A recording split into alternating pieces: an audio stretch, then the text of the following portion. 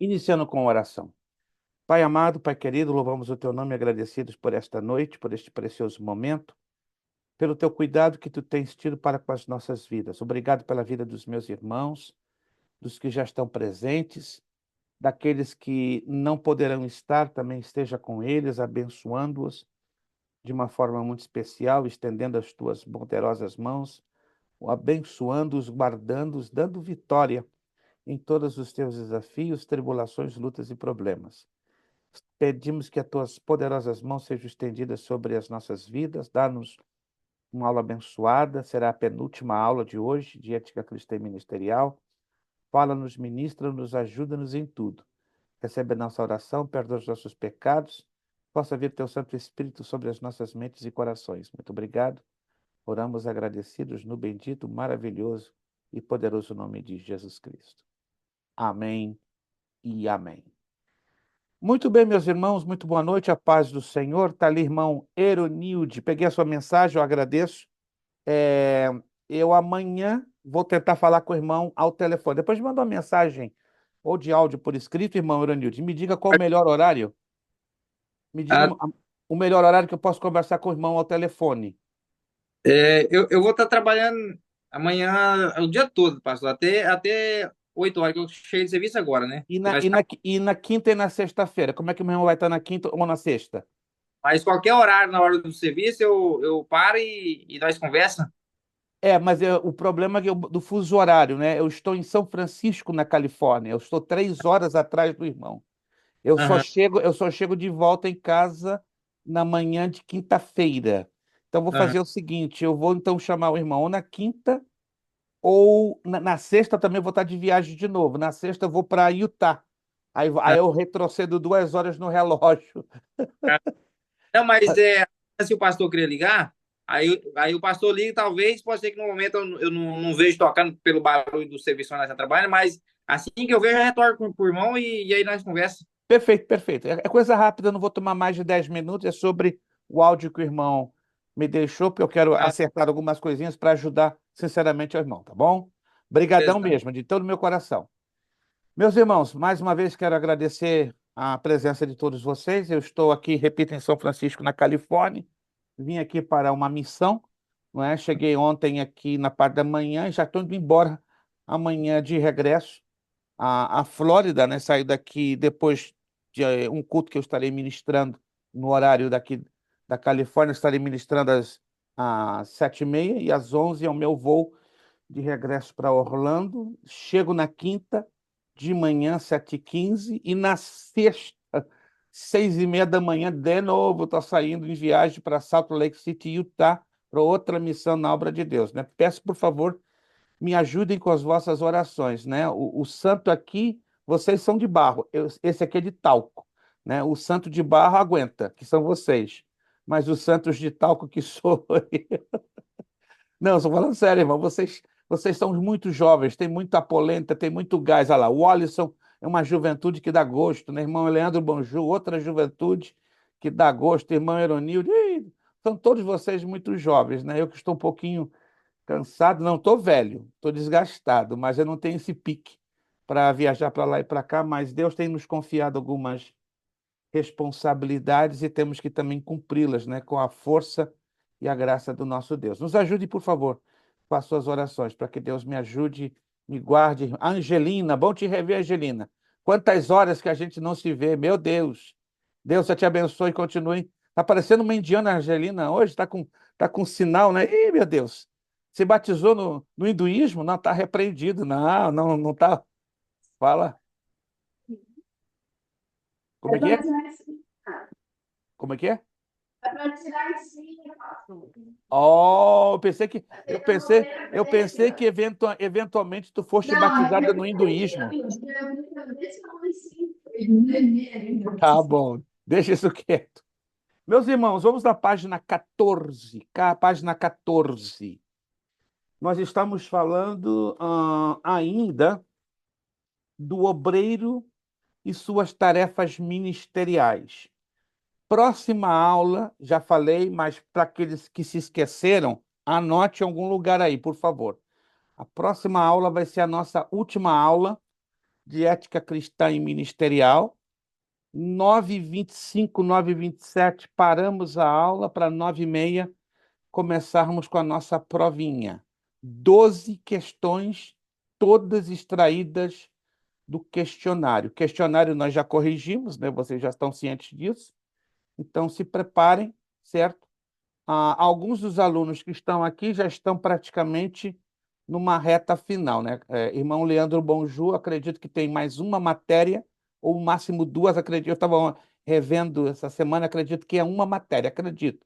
Amanhã, quando eu chegar de volta na quinta-feira em Orlando, eu vou fazer uma nova terceira revisão, e aí eu dou uma palavra final para o irmão Leandro, mas é entre uma e duas. Então, o irmão Leandro já está praticamente no final da reta do curso básico em teologia, né? No ano que vem nós também teremos a família Ramalho fechando, né, o curso básico em teologia.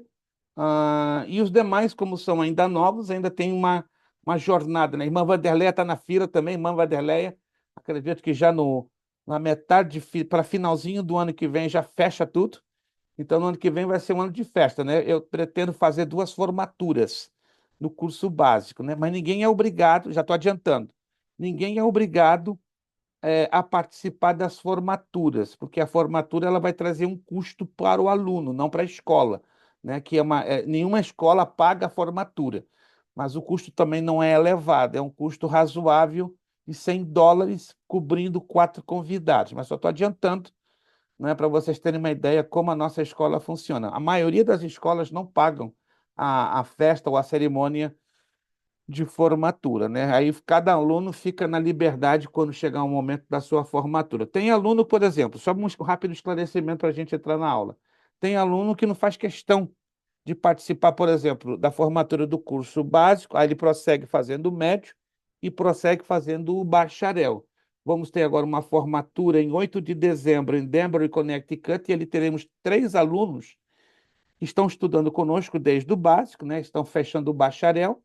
Aí sim, eles vão receber o certificado pelo básico, pelo médio e pelo bacharel, participando só de uma única festa, né? Repito, fica no direito e na escolha do aluno a querer fazer festa ou participar da cerimônia. Mas alguns não escolhem por fazê-lo, então preferem fazer todos os níveis, básico, médio, bacharel, e aí só faz uma única festa, participa de uma única só formatura e recebe 3 certificados. Mas aí vocês vão ficar bem à vontade, não temos problema em fazermos em cada nível ajudar a organizar uma formatura diferente. Somente esse rápido esclarecimento. Alguns ainda estão um pouquinho distantes, mas pastor Anderson e família, e irmã Vanderleia e irmão Leandro Bonjú são os que estão mais próximos, do fechamento do curso básico. A página 14, estamos, repito, letra M. Letra M. Na página 14, continuamos falando sobre o obreiro e as suas tarefas ministeriais. Inevitavelmente, por questões de imaturidade espiritual, e até mesmo psicológica, o obreiro terá adversários. Não sei vocês, mas eu, na minha humilde experiência ministerial, lamentavelmente, tenho muitos opositores, tenho muitos adversários. Pastor, o senhor tem feito alguma coisa de errado com eles? Não, irmãos. Observe isso. Quanto mais lutamos para viver uma vida santa, uma vida separada, uma vida que agrade a Deus, o que eu vou dizer aqui você vai entender, porque eu acredito que alguns de vocês já estão vivendo isso ou já viveram isso. Quanto mais você batalha para viver o que é correto, o que é certo, você vai ser alvo de inveja, você vai ser alvo de ciúmes, tá? O que é um ciúme ministerial? Vamos ser bem abertos, porque nós estamos falando de ética ministerial e não poderia ter melhor assunto, ou melhor, não poderia ter melhor matéria que esta para falar do assunto. Nós teremos 2 matérias que não podemos falar desse assunto com muita propriedade. Esta é uma matéria e vamos ter ainda uma matéria chamada Teologia do Obreiro. Alguns já fizeram, outros ainda não fizeram. Tá? São as 2 matérias que a gente vê a necessidade de falar desta situação. É um fenômeno que tem ocorrido demais no meio das igrejas. Alguém me perguntou alguns dias passados, por que Tem tanto obreiro ou tanta gente na casa de Deus que sofre desse problema de ciúme ministerial. Ou seja, está vendo um obreiro lá que chegou, por exemplo, há um ano, está fazendo mais que aquele obreiro que está há 20 anos. E aquele obreiro que está há 20 anos e não tem feito muito, ele fica se queimando de ciúme daquele obreiro que chegou há um ano e está fazendo mais do que ele, e até dobrado. Alguém está me entendendo, gente? E aí esse obreiro de 20 anos de igreja olha para aquele que está lá há um ano, começa a se queimar de ciúme. Qual é a razão disso? Qual é a razão de estarem se queimando com tanto ciúme? É fácil entender isso aí. Não tem segurança do seu chamado. Todo obreiro que não tem segurança do seu chamado da parte de Deus e não tem maturidade, vai se queimar em ciúme, vai viver uma vida de inveja. E ele vai se tornar o que é um grande inimigo, um grande adversário, grande opositor. Por isso, meus irmãos, minhas irmãs e meus irmãos, não fiquem alarmados quando alguém se levante contra você com inveja e com ciúme. Infelizmente, a gente não queria que isso acontecesse, concordam? Mas é algo normal, entende? Eu ganho inimigos de graça. É uma coisa mais incrível. Eu ganho inimigos. E a maioria dos meus inimigos, sabe quem são? Pastores, evangelistas, presbíteros, diácono. Pastor só tem uma maldição? Não, não é maldição. É o que eu estou falando para os irmãos. É o que nós estamos falando aqui na apostila. É por problema de imaturidade espiritual, de imaturidade psicológica, de falta de segurança no seu chamado. Entende? Então, isso é totalmente normal. Você vai ter inimigos. Ó, se você não tiver inimigos, ó, aplauda. Dê 30 glórias, arrebenta a tua garganta de glorificar a Deus, que é algo completamente anormal. É anormal. Pastor, que loucura o senhor está falando? Eu sei o que eu estou falando, irmão. Eu estou falando com base nesse livro aqui, ó. É anormal você não ter adversários. É normalíssimo eu e você termos adversários.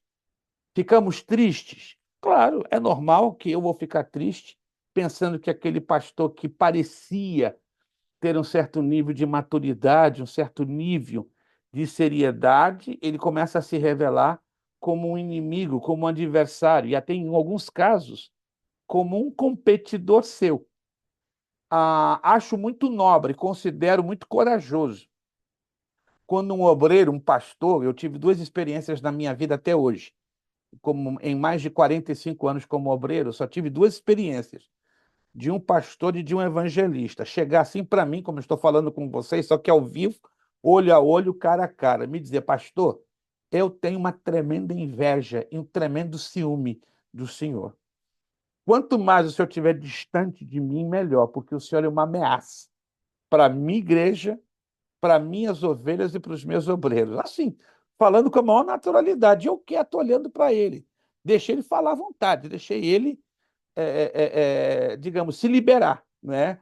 Falar tudo que tinha que falar. Aí depois que ele terminou de falar, terminou, meu irmão. Terminei. Ele ficou meia hora falando, mas descarregou o rosário. Depois que ele falou, irmão, não tenho nada pessoal contra a sua pessoa. A partir de agora eu vou orar mais pelo irmão. Já orava, então vou orar agora triplicado. Vou pedir que a bênção de Deus seja poderosamente derramada sobre a sua vida, sobre o seu ministério. Sabe por quê, pastor? Porque o senhor é pastor de ovelhas. Você falou aqui umas coisas que me chocaram, mas não me impressionaram. Primeiro, o senhor está dizendo minhas ovelhas. As ovelhas não são suas. As ovelhas são de Jesus Cristo. Está bem claro isso em muitas páginas das Escrituras Sagradas. Então, o senhor está tomando posse daquilo que não é seu.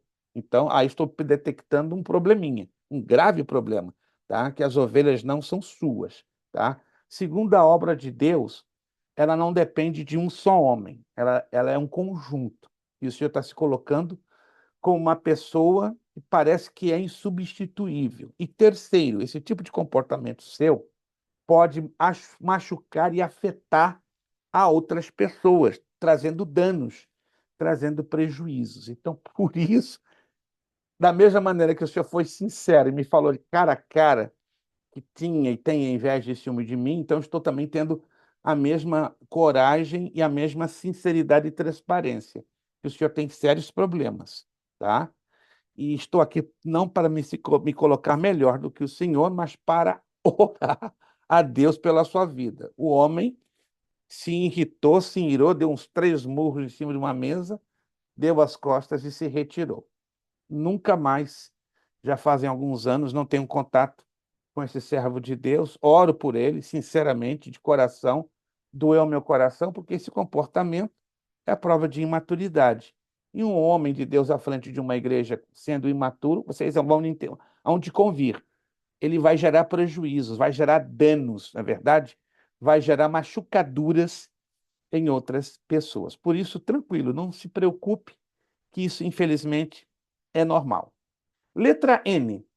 Realizar e promover cruzadas evangelísticas, missões e evangelização em geral.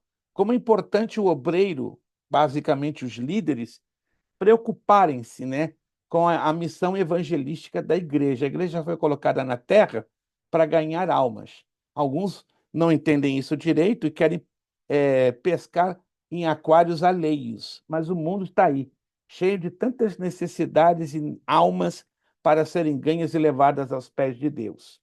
Letra O, me acompanhe aqui na apostila. Preparação e o treinamento de novos obreiros mediante cursos, seminários, simpósios.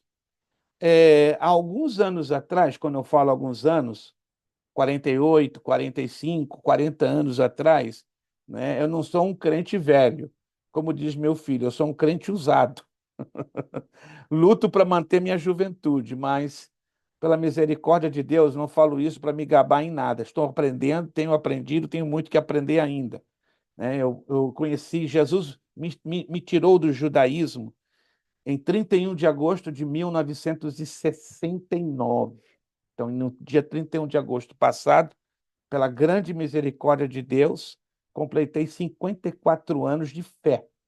Aí você vai me perguntar, já aprendi tudo em 54 anos de fé? Nada. Que? Estou aprendendo, e muito, e muito, e muito, e muito. E continuarei aprendendo mais ainda. Tenho aprendido com cada um de vocês, ainda que a minha convivência é na telinha e é uma vez por semana, mas você pode não acreditar.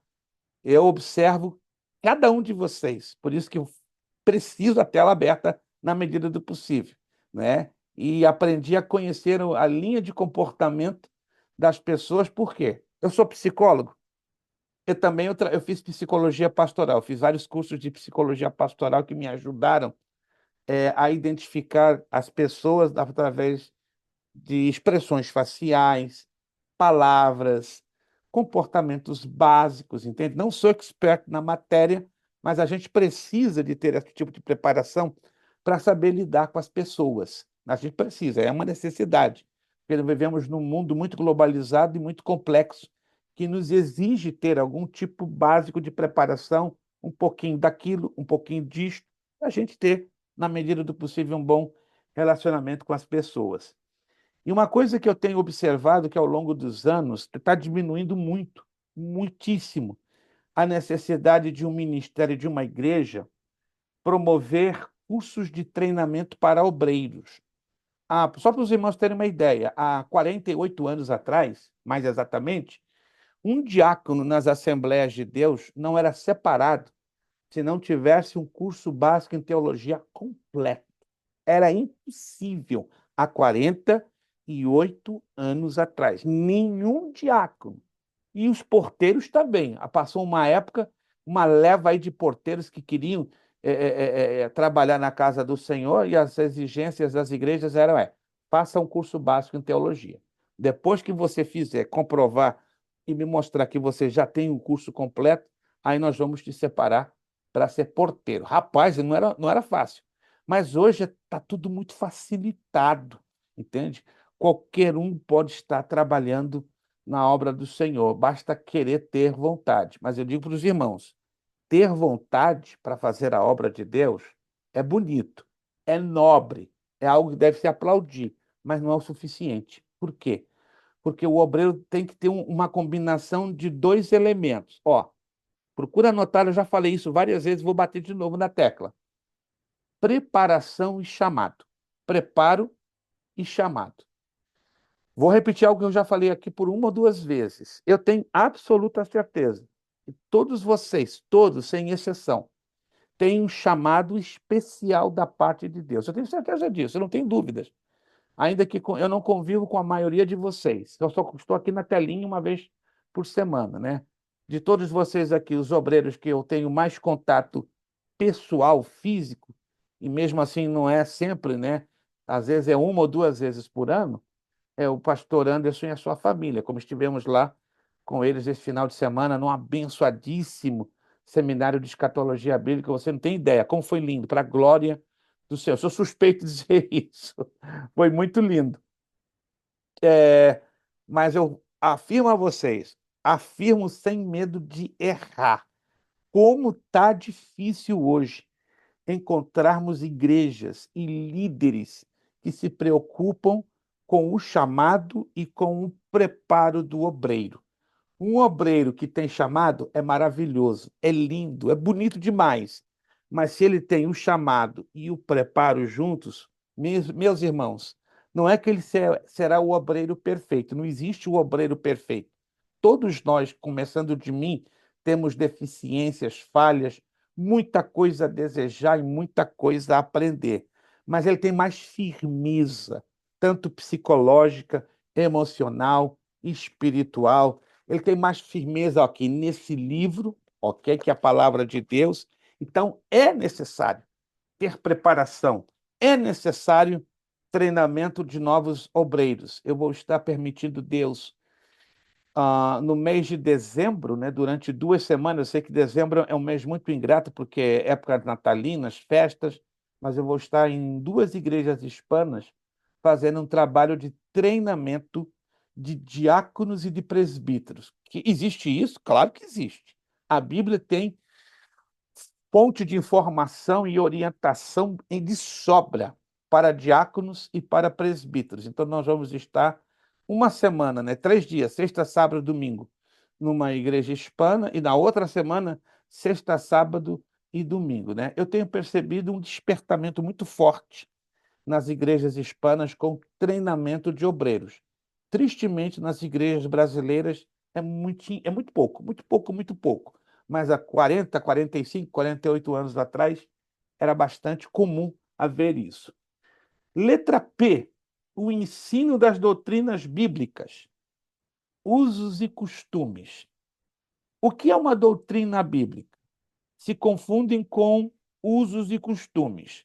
A palavra doutrina vem de um termo grego, didarre, que significa ensino puro e genuíno da Escritura Sagrada. Existem 43 doutrinas reconhecidas dentro da palavra de Deus. Repito, existem 43 doutrinas reconhecidas dentro da palavra de Deus. Quais são essas doutrinas? Eu não vou dar aqui a lista das 43, mas vou mencionar algumas. Cristologia, a doutrina da pessoa de Jesus Cristo. Pneumatologia, a doutrina, o estudo sobre a pessoa do Espírito Santo. A martiologia, a doutrina, o estudo sobre o pecado. Soteriologia, a doutrina, o estudo sobre a salvação. Escatologia, a doutrina, o estudo das últimas coisas ou dos últimos acontecimentos. Irmãos, é uma lista linda, que chega a um total de 43 doutrinas. Agora, você acredita que nem 8 dessas 43 tem 8 doutrinas que são chamadas doutrinas básicas? 8. Se vocês quiserem, eu não tenho problema. Eu vou postar no grupo das 43 quais são as 8 principais, que são chamadas 8 doutrinas essenciais que todo obreiro deve conhecer, nem que seja de forma básica. Tá? Eu vou postar no grupo de hoje para amanhã.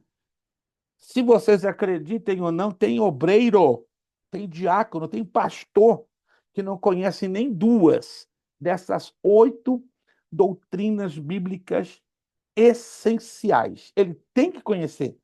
Se ele não pode ou não conheceu as 43, que conheça estas 8, porque elas são a coluna mestra da sustentação do ensino da igreja. É triste dizer, vou repetir, um bom número de obreiros, de diáconos, de presbíteros, evangelistas e pastores nem noção dessas 8 doutrinas bíblicas eles possuem. É vergonhoso, é triste, mas é um fato, tá? Eu vou postar para vocês entenderem e identificarem quais são estas 8 principais doutrinas bíblicas.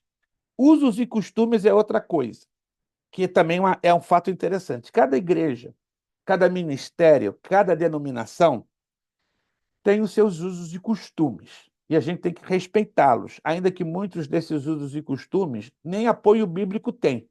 É mais um apoio baseado na tradição social ou cultural da sua igreja ou da sua denominação. Aprendemos a respeitar. Exemplo, só vou dar um rápido exemplo. Certa feita eu fui numa igreja no Brasil, na cidade de Criciúma, no estado de Santa Catarina. Eu morava em Porto Alegre, no estado do Rio Grande do Sul. Viajei 4 horas de Porto Alegre a Criciúma, em Santa Catarina. Fui pregar no culto de jovens a convite. Chego lá, estou bem arrumado, porque eu procurei descobrir qual era o uso e costume da igreja. Escute essa, você vai ficar até assustado. Fui de terno, fui de gravata, fui bem barbeado, né? Eu usava na época a barba em Porto Alegre, até eu tirei a barba, já sabia que eles não iam me aceitar no púlpito com barba, tirei o bigode, fiquei, como diz a minha esposa, né? Com cara de bumbum de criança. Fiquei limpinho. Se você nunca me viu sem barba e sem bigode, diz minha esposa que eu fico muito estranho, muito esquisito. Ela olha para mim e diz: não gosto dessa cara, tá faltando alguma coisa. Seria como, com todo respeito, o Ricardo, né? Tá ali, nós conhecemos o Ricardo. Tem uma bonita barba, um bonito bigode. De repente o Ricardo aparece. Ei, esse é o irmão gêmeo do Ricardo? Com a cara limpa? Um negócio assim, meio estranho, né? Quando se acostuma a ver uma pessoa com aparência como a minha e do Ricardo, e de repente aparece aqui com rosto de bumbum de criança, limpinho, é esquisito, né? Mas eu tomei todas as precauções possíveis. Cheguei lá, eu pensei que eu estava abafando, gente. Quando eu subi no púlpito, quando me deram a palavra, o pastor da igreja ainda não tinha chegado. Ele chega quando eu estou falando 5 minutos, no relógio. Hein? Você pode não acreditar. 5 minutos eu estava no relógio ministrando, o pastor me puxa o casaco atrás, o meu paletó. Eu não entendi nada, eu continuei ministrando. Aí ele foi insistindo e me puxou. Na terceira vez, ele educadamente se levantou e falou no meu ouvido: Irmão, desça agora, imediatamente do púlpito. E eu fiquei assim assustado. Vai. Meu Deus, será que eu errei no uso e costume da igreja? E aí eu, bem discretamente, afastei o microfone. Fui rápido. Pastor, qual o problema? O seu paletó atrás está rachado. Como é que é? O seu paletó tem duas lacunas, tem duas vergas. Aqui, o nosso costume é paletó totalmente fechado. O irmão está profanando o púlpito. Ah! Gente, não me avisaram disso. Eu tomei todas. Alguém está me entendendo, gente? Eu tomei todas as precauções, todas. Fiz a barba, fiz o bigode, fiquei com o rosto mais limpinho possível, fui de terno, fui de gravata, fui bonitinho. Cheguei lá, o pastor observou que o meu paletó era rachado atrás. Vocês acreditam? Ele me tirou do púlpito. Tive que descer. Eu mesmo saía e ia embora. Eu fiquei constrangido, confesso.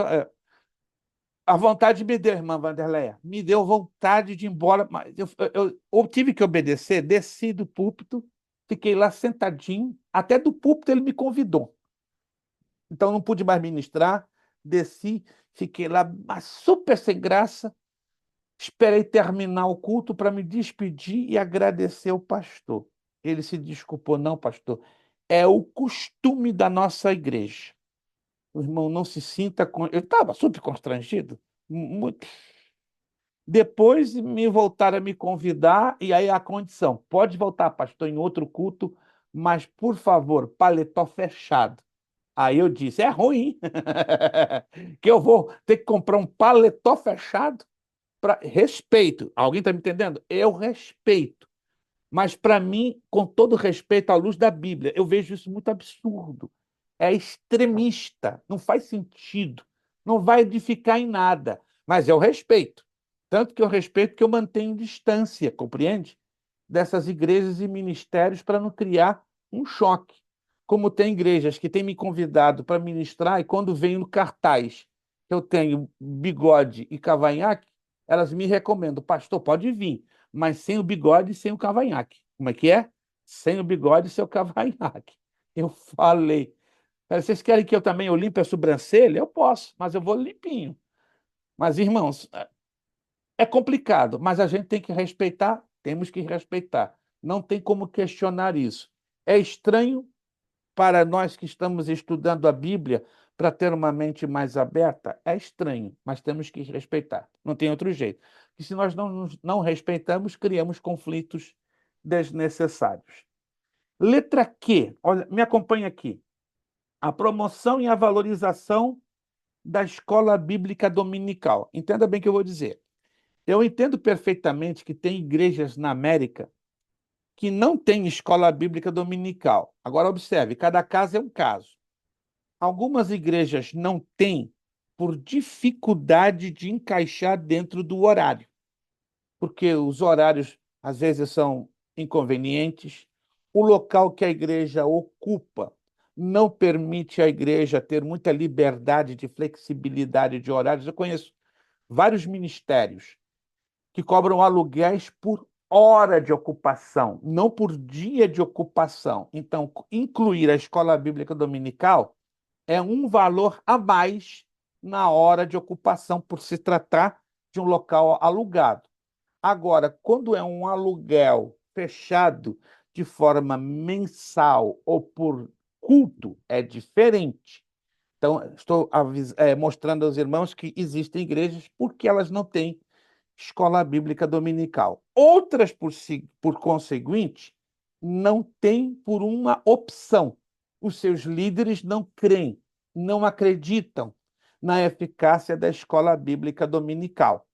Então, eles dizem abertamente: não queremos escola bíblica dominical. Então, essas seriam as duas razões básicas porque nos Estados Unidos é tão complicado, é tão difícil para existir escola bíblica dominical. Tem igrejas que têm uma vontade tremenda, mas tem os vários obstáculos no meio do caminho. Já tem igrejas que estão acabando com a escola bíblica dominical. Aí algum de vocês vão me perguntar: mas pastor, qual é a importância da escola bíblica dominical? Vou dizer só duas. Primeiro, é a escola teológica mais acessível e mais barata a todos.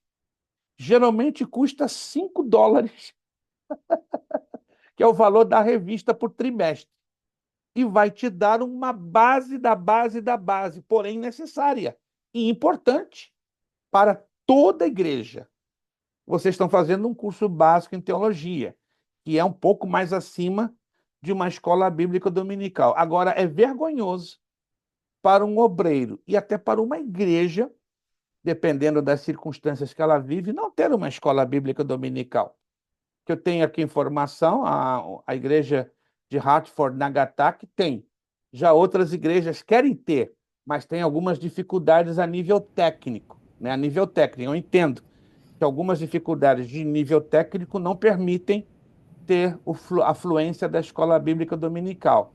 Mas o que não entra na minha cabeça é que tem igrejas hoje, por exemplo, na Grande Boston, onde vivi muitos anos, tem igrejas em Connecticut, tem igrejas que eu tenho informação em New York, New Jersey, igrejas na Geórgia, que tinham escola bíblica dominical, estão eliminando. Sabe para quê? Para ter mais um culto. Eu vou entrar em detalhes, e é ética, eu não posso falar nomes. Em Massachusetts, eu trabalhei numa igreja durante vários anos, era empregado, ajudava na secretaria, eu era secretário da igreja, isso há 10 anos atrás, e o pastor tomou uma decisão: não vamos acabar com a escola dominical. É por quê? Vão colocar mais dois cultos que escola dominical é só prejuízo. Como assim prejuízo? Teve uma reunião de obreiros e eu argumentei, mas como assim, pastor, prejuízo? Olha só, não passa de 20 alunos. E eu argumentei, pastor, sabe por que não passa de 20 alunos? Aí eu falei com respeito, mas eu tive que encarar o pastor da igreja. Pastor, é porque o senhor é o líder, e como líder o senhor não dá o exemplo de estar na escola. Ele ficou bem vermelho, ou ficou chateado.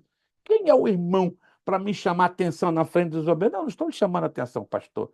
Eu estou falando algo que é real. Porque se o senhor, como o pastor da igreja, desse o exemplo, que eu garanto que pelo menos 60 pessoas estariam aqui na escola bíblica dominical. Tenho absoluta certeza. Quando o líder dá exemplo, o líder arrasta pelo exemplo. Tá? E se o senhor não dá o exemplo, não, irmão, não venha com esse argumento.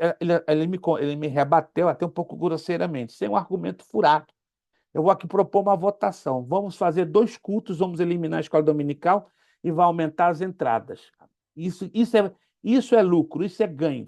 E quem é a favor de acabarmos com a escola dominical e nós dobrarmos as nossas entradas?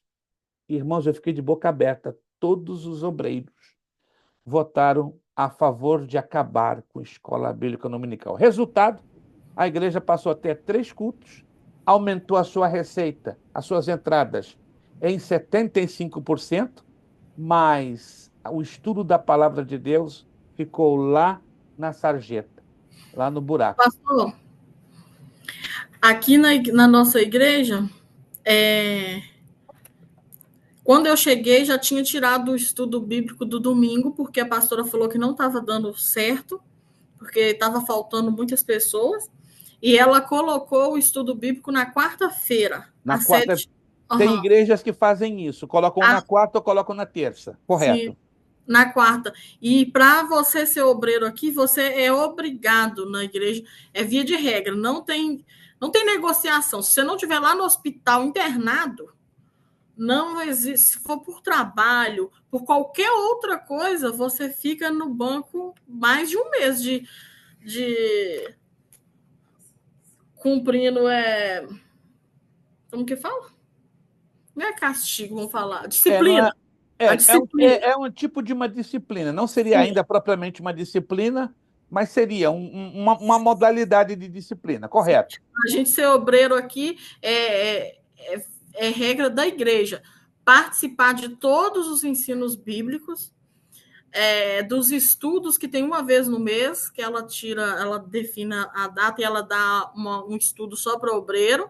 Uhum. E tem oração lá no templo que a gente vai. Tem 3 vezes por semana, na segunda, na quarta e na sexta, 3 horas da manhã. Pelo Uau! menos Uau! um dia a gente tem que ir. Pelo Uau! menos um dia. Se você não quiser comparecer nas 3 madrugadas, ao Sim, menos uma você é obrigado a ir. E os cultos tem culto na sexta e no domingo. No domingo, ela falou que é via de regra. Na sexta, ela não obriga, não. Se não tiver na certo. escala. Mas no domingo, ela fala que quem troca o obreiro que troca o domingo por trabalho, ele não é digno de ocupar aquela função. E não tem negociação com ela, não. E eu acho isso maravilhoso. Sim, porque leva aos obreiros a terem responsabilidade e Sim. compromisso.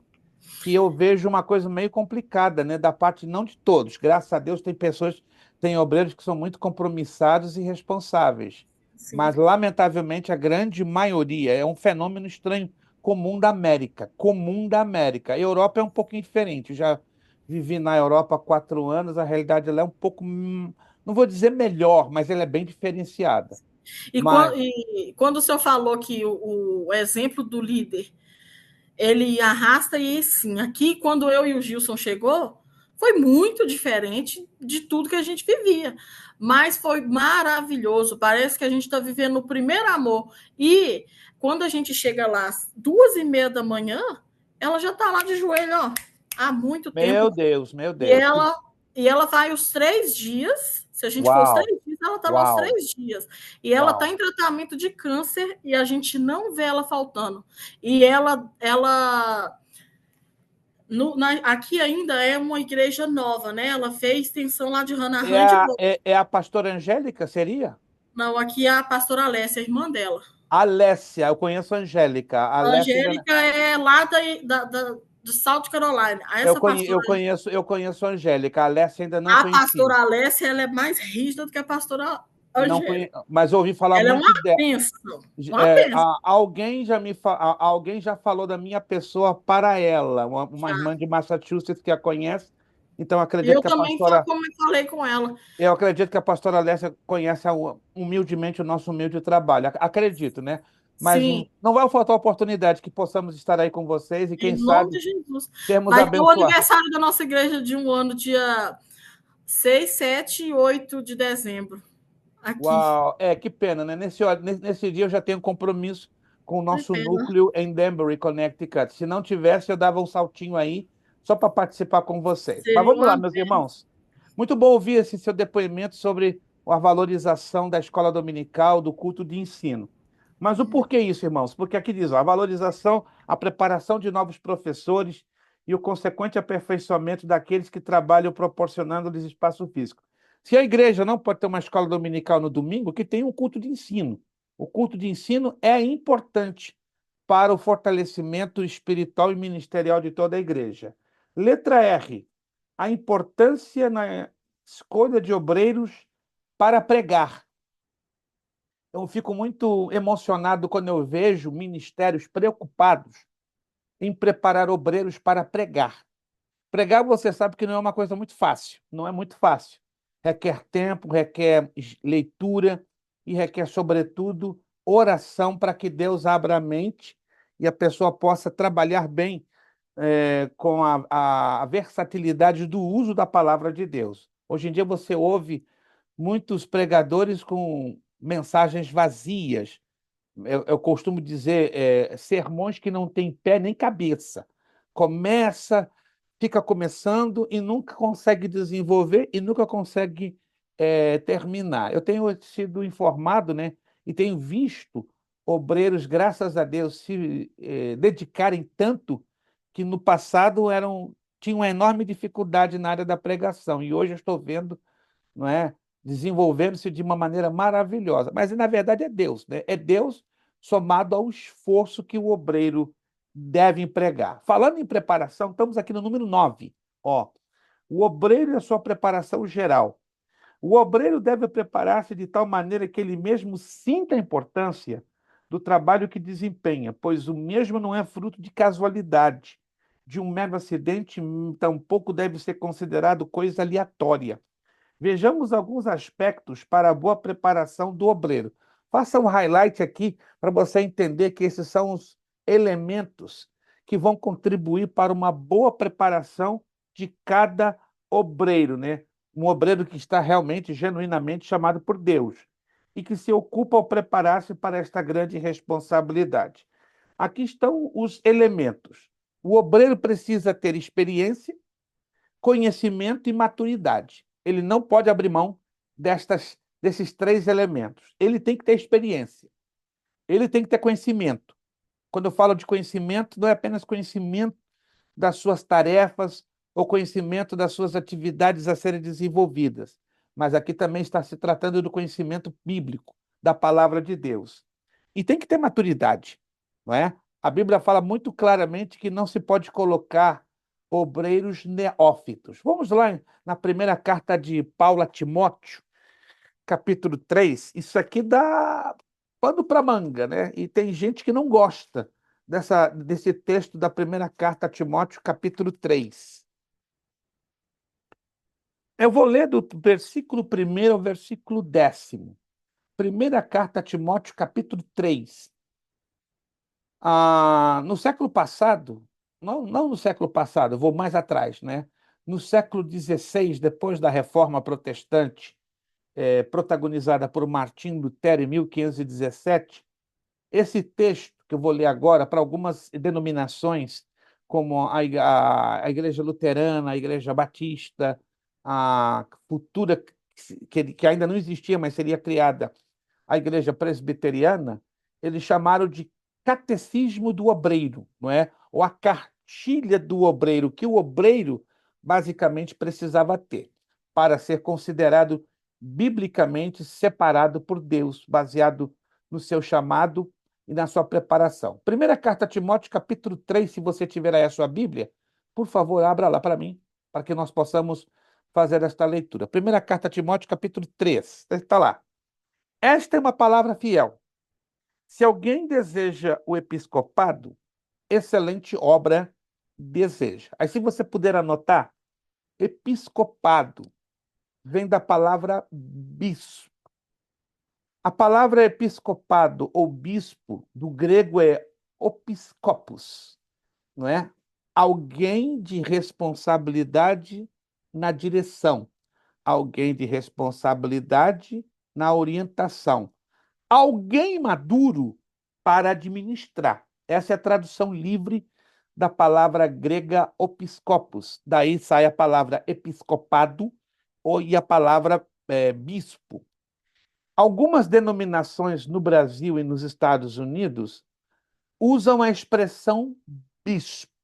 Bispo. Biblicamente não é errado.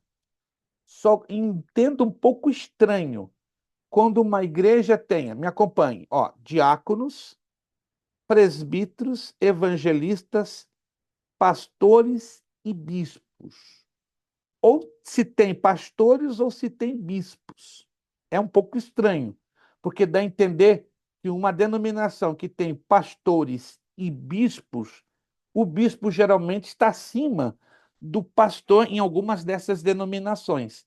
Mas biblicamente está errado, porque o bispo está no mesmo nível exato de pastor e de presbítero, à luz da Bíblia. Se você quiser anotar isso, tá? Bispo, pastor, presbítero e evangelista, na Bíblia, estão no mesmo nível, no mesmo nível. Porém, existem denominações, que eu acabo de repetir, colocam pastores e bispos, e aí criam uma espécie de rivalidade. O camarada é pastor e eu sou bispo. E aí? Dá a entender que o bispo, e é verdade, o bispo, nessas denominações, ele está acima.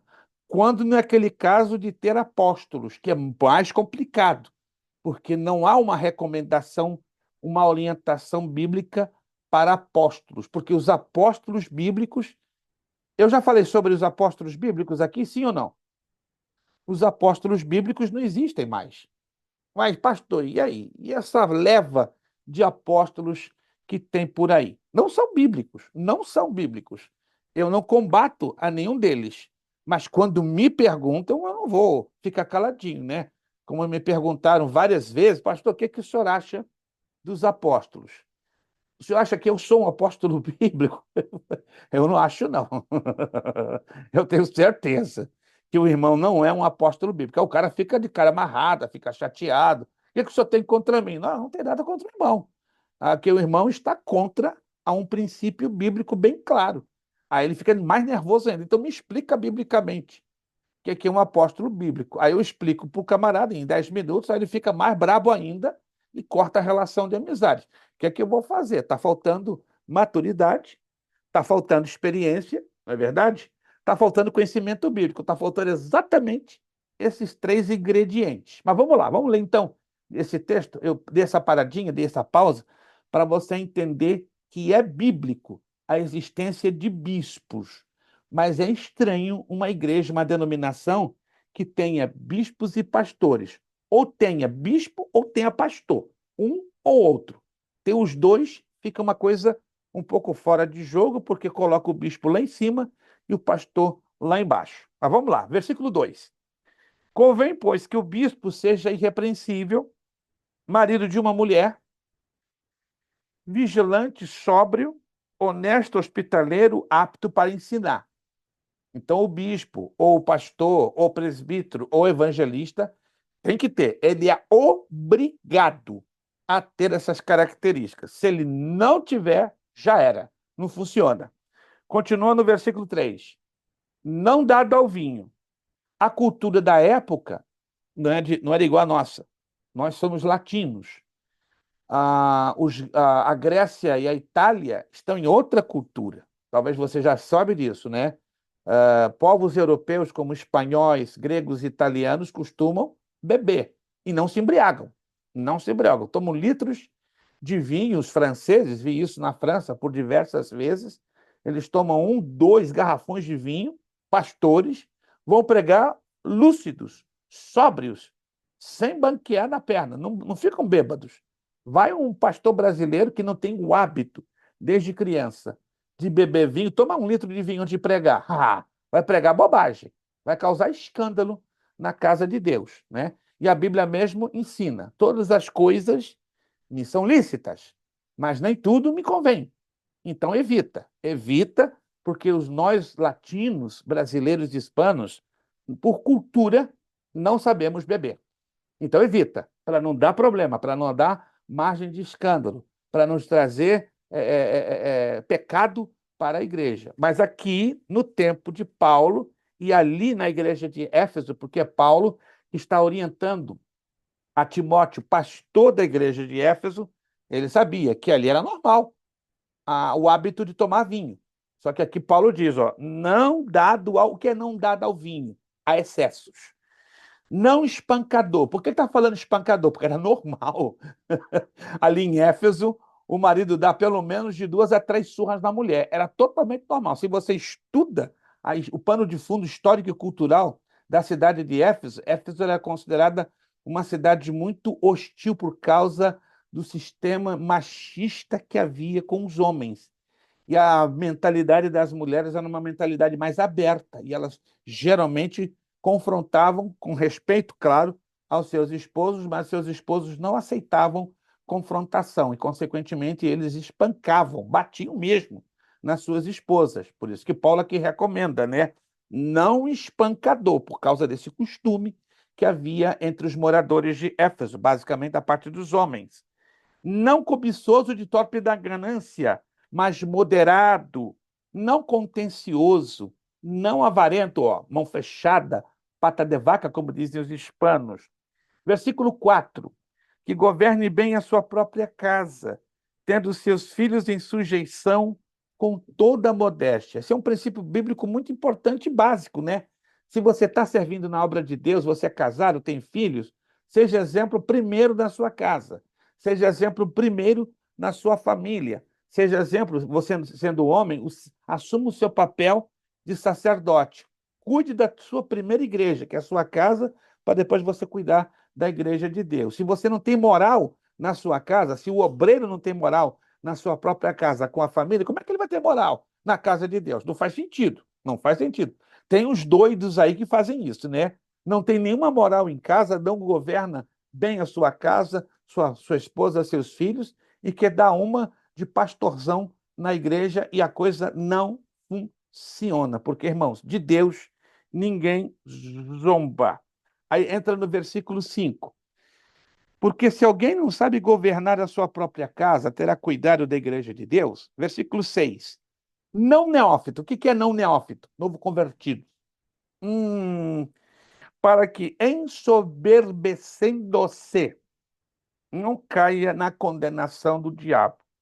Convém também que tenha bom testemunho dos que estão de fora, para que não caia em afronta e no laço do diabo. Da mesma maneira, olha só, da mesma maneira. Então, esses requisitos que se aplicaram, ou que se aplicariam aos bispos, né, presbíteros, evangelistas e pastores, deve se aplicar também a quem? Aos diáconos. Olha só, então, a partir do verso 9 diz: da mesma maneira, os diáconos sejam honestos, não de língua dobre, quer dizer, fofoqueiros. Deus aborrece a fofoca. Não dados a muito vinho. É a mesma coisa, aplicado aos bispos, aplicado também aos diáconos. Não cobiçosos de torpe ganância, ou seja, ambiciosos com dinheiro. Versículo 9: guardando o mistério da fé e em uma pura consciência. Agora, observe o versículo 10, que serve tanto para os bispos, presbíteros, evangelistas e pastores, como serve para os diáconos. E também estes sejam o quê? Quem pode me completar aqui o versículo? E primeiro também estes sejam o quê? Experimentados. Experimentados. Uma outra tradução diz provados. Uma outra tradução disse testados. depois sirvam, se forem irrepreensíveis. Existem ministérios que só separam obreiros depois de 1 ano de teste. 1 ano de teste.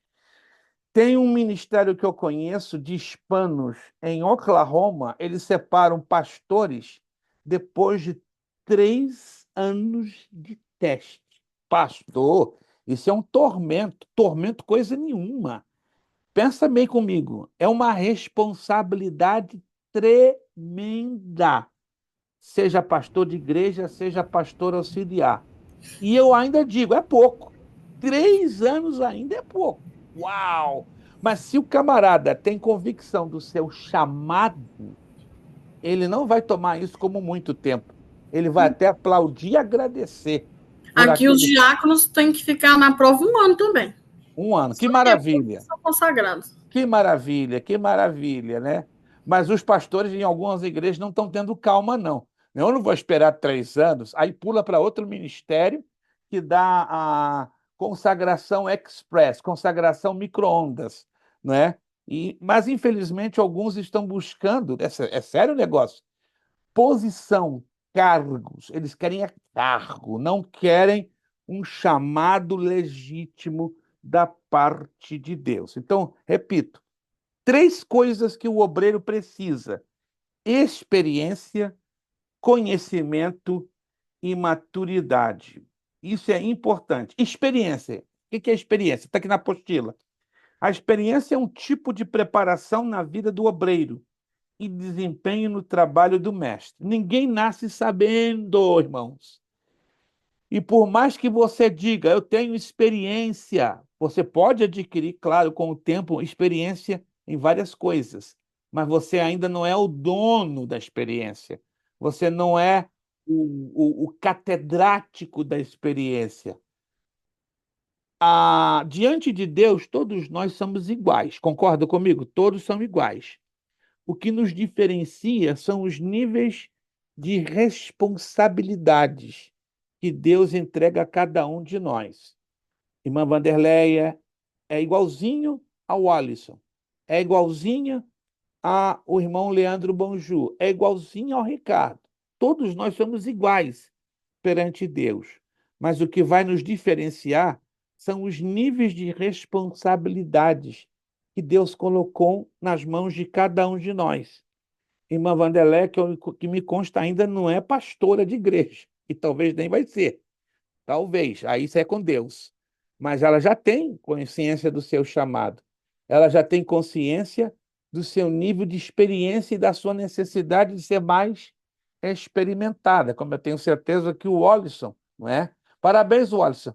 Tu está pregando bonito. Eu já tenho assistido vídeos curtinhos, né, que o pastor Alexandro posta lá no Facebook. Rapaz, ó, tira o chapéu para te ouvir, Wallison. Glória a Deus por isso. Toda a honra e toda a glória ao nosso Deus. Nós não Unicamente. somos nada, nada, Nada. nada. Eu tô Só um contigo. instrumento sendo usado por Eu Ele. tô juntinho contigo, rapaz. Eu tô no mesmo barco. Glória a Deus. Nós Deus é estamos bom. nós estamos abraçados, né? Eu fico feliz, né, que muitos de vocês, né, que estão, graças a Deus, trabalhando na obra do Senhor e estudando e batalhando com o preparo, estão ficando cada dia melhores, né? É uma pena que eu não tenho como estar assistindo a todos vocês, mas os que eu posso assistir pelo Facebook, eu fico muito feliz, porque muitos de vocês, ora, fizeram uma mudança para melhor, da água para o vinho. Parabéns, me permite, é para a glória do Senhor, irmão Ailson. Também tenho assistido alguns clipes, né, do irmão Ailson compartilhando curtas palavrinhas. Irmão, eu estou muito feliz. Pena que eu não sou seu vizinho, né, para chegar lá todo domingo, né, lá e ficar escondidinho lá atrás para ouvir os queridos. Gente, isso aqui enche o coração de tanta alegria. Vocês não sabem, eu chego até a chorar, dizendo, Senhor, que bom. Todo esse povo está crescendo tanto. Desculpa, irmãos, eu me emociono, porque a gente vê que aqui é tão lindo. A gente trabalha com humildade, semeando, como diz a palavra. Eu plantei, Apolo regou, mas é Deus quem dá o crescimento. Então, eu fico muito feliz que Deus está sendo glorificado. A gente está se esforçando para largar uma sementinha, né? Com o pastor Anderson, eu falo isso com muita humildade, pastor Anderson, pastora sabe, eu fiquei muito feliz demais em ter visto o nível da igreja, visto o desempenho ministerial de vocês. Estou muito feliz por vocês, tá? É uma sementinha muito pequenininha que tem lançado na vida de vocês. Não tem muito para dar, mas a gente É fica Deus que faz feliz de isso. que Jesus está fazendo muito lindo. Fale, irmãos. É Deus que faz isso pela misericórdia dele na nossa vida. É lindo, irmãos. Eu sei disso. Por isso que eu estou me emocionando, né? Porque a nossa parte, que é tão muito a desejar, claro, a gente faz, colocar só a sementinha. Mas é Deus que dá o crescimento. Isso eu quero deixar bem claro. Eu plantei, Apolo regou. Mas é Deus quem dá o crescimento. Então, podem contar com as minhas orações e com a minha sementinha, que é muito pequena, gente. Eu não tenho muito para dar. E o pouquinho que eu posso dar, eu estou aqui fazendo com vocês. Com alegria, com dedicação, me esforço muito, irmãos. Sei que outro no meu lugar faria muito melhor do que eu, tenho certeza disso. Talvez alguns de vocês, não sei, Deus sabe, vai ter oportunidade de estar em uma outra escola com um nível muito melhor, com alguém com muito melhor capacidade do que a minha, né? Eu sei que eu tenho muito que aprender, mas a minha oração é que sempre o Espírito Santo trabalhe na vida de vocês com esta semente que está sendo lançada. E Deus vai ser mais ainda glorificado. Não sei se vai haver tempo, mas eu ainda vou ver alguns de vocês sendo poderosíssimamente usados como missionários, como ganhadores de almas e Amém. até mesmo como dirigentes de igreja e de congregação. Não sei se vai haver tempo suficiente para isso, mas se houver esse tempo da parte de Deus, eu vou me alegrar muito e glorificar de pé e aplaudindo em ver o sucesso de cada um de vocês. Experiência. Conhecimento. Está aqui, ó. O conhecimento é adquirido pelo obreiro quando este dedica parte de seu tempo para os estudos de modo geral e para a observação pelos meios de comunicação disponíveis, ou seja, jornais, revistas, rádio, TV, internet, etc. A principal fonte de conhecimento dos obreiros está aqui, ó, é a Bíblia, a palavra de Deus. Mas um obreiro não pode se isolar. Ou seja, isto aqui é o principal, sem dúvida nenhuma. Não podemos nunca abrir mão da preparação da palavra de Deus. Entretanto, o obreiro não pode ficar isolado dentro de uma ilha. Ele precisa estar informado do mundo que o cerca. Eu conheço obreiros que não assistem um mínimo de um noticiário por dia, uma coisa mínima. Se você não tem tempo para trabalhar muito, aqui, ó, um aparelho chamado celular, você pode ter acesso a um bom número de notícias através do YouTube, através de algum jornal gratuito que você pode ter acesso. Não tem desculpa. Os obreiros hoje têm que estar ao par do mundo que nos cerca. Você pode acreditar ou não. Tem um obreiro que eu conheço em Massachusetts que só descobriram uma semana depois que Donald Trump foi eleito o 40º presidente dos Estados Unidos. Você pode estar rindo? Eu fiquei impressionado. Eu conversei ontem com 2 pastores. Sério? O Trump ganhou as eleições? Meu irmão, está atrasado. Não, eu não tive tempo de ler os jornais. Mas, irmão, você não teve tempo de ter comunicação, de ter acesso. Ele pensava que a Kamala tinha ganho. Parecia uma piada, gente. Eu fiquei impressionado. Tem certeza, irmão? Que o irmão não está sabendo. Parece. Até onde me disseram foi a Kamala que havia ganho as eleições. Meu irmão, olha o fake news aí. Me dando informação errada, né? Um homem sério, um senhor de 72 anos de idade. Eu falei, rapaz, mas ele tem esse problema, ele não é muito chegado aos meios de comunicação. Eu creio que alguns de vocês têm redes sociais, ou Facebook, ou Instagram, ou X. Alguma forma você tem para se informar. Então, meu irmão, minha irmã, não tem desculpa. Se você não tem tempo para assistir televisão, mas eu tenho certeza que você tem tempo aí dentro do seu celular para ter acesso ao básico das notícias para você ter o quê? Pouco de conhecimento. Mas, repito, não abra mão deste que é o mais importante de todos, que é a palavra de Deus. Maturidade. A maturidade é um tipo de preparação muito importante na vida do obreiro. Vamos ler da primeira carta aos Coríntios, capítulo 13, versículo 11. Primeira carta aos Coríntios, capítulo 13, versículo de número 11. Como isso aqui é importante. Primeira carta aos Coríntios, capítulo 13, versículo de número 11.